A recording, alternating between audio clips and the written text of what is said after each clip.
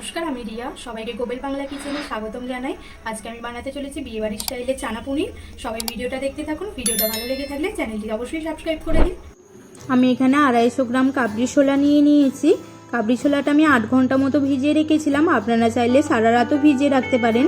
জল পাল্টে এটা আমি সিদ্ধ করার জন্য কুকারের মধ্যে দিয়ে দিচ্ছি।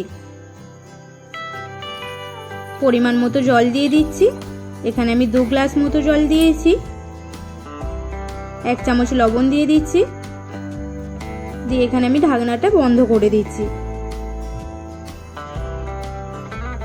সিদ্ধ হয়েছে কি না আমি ঢাকনাটা খুলে দেখে নেব। এবার দেখতেই পাচ্ছেন কড়াইটা গোটা গোটা আছে, অথচ খুব সুন্দর সিদ্ধ হয়ে গেছে। এবার আমি একটা শুকনো কড়াই বসিয়ে নিয়েছি। কড়াইয়ের মধ্যে আমি কিছু গোটা গরম মশলা ভেজে নিচ্ছি। তার মধ্যে আমি দিয়েছি এলাচ, দারুচিনি, শুকনো লঙ্কা আর লবঙ্গ।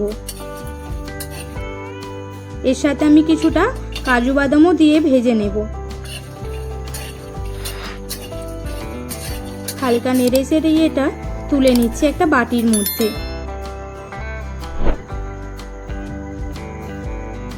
এবার আমি পেস্ট করার জন্য কিছুটা আদা, রসুন আর টমেটো দিয়ে একটা পেস্ট বানিয়ে নেব। ভেজে রাখা মশলার সাথে আমি পোস্ত অ্যাড করছি। এবার আমি কড়াইয়ের মধ্যে তেল দিয়ে দিচ্ছি পনিরটা ভেজে নেওয়ার জন্য।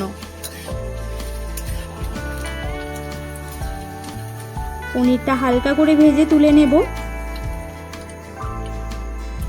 এরপর আমি ওই তেলের মধ্যে 2টো তেজপাতা, 2টো কাঁচা লঙ্কা আর পেঁয়াজ কুচিটা দিয়ে ভেজে নিচ্ছি।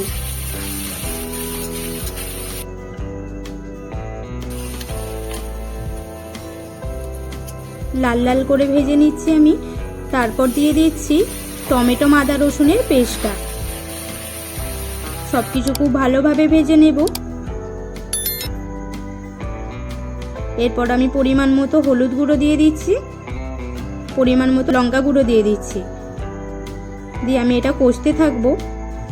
তারপর আমি এখানে পোস্তর পেস্টটাও দিয়ে দিচ্ছি। দিয়ে আবারও আমি খুব ভালোভাবে কষতে থাকবো। তারপর আমি এখানে অল্প জল দিচ্ছি, পরিমাণ মতো লবণ দিয়ে দিচ্ছি। সব কিছু ভালোভাবে নাড়বো। মশলা থেকে তেল ছাড়তে শুরু করে দিয়েছে। এরপর আমি কড়াইটা ঢেলে দিচ্ছি ওর মধ্যে। এরপর আমি ঢাকনা দিয়ে দিচ্ছি। ঢাকনা খুলে দেখে নেব কতটা রান্নাটা হয়ে এসেছে কিনা। রান্নাটা হয়েই এসেছে। আমি এবার লাস্টে এখানে পনিরটা দিয়ে দিচ্ছি। পনিরটা দিয়ে একটু ভালো করে নেড়ে চেড়ে এটা আমি এবার নামিয়ে নেব।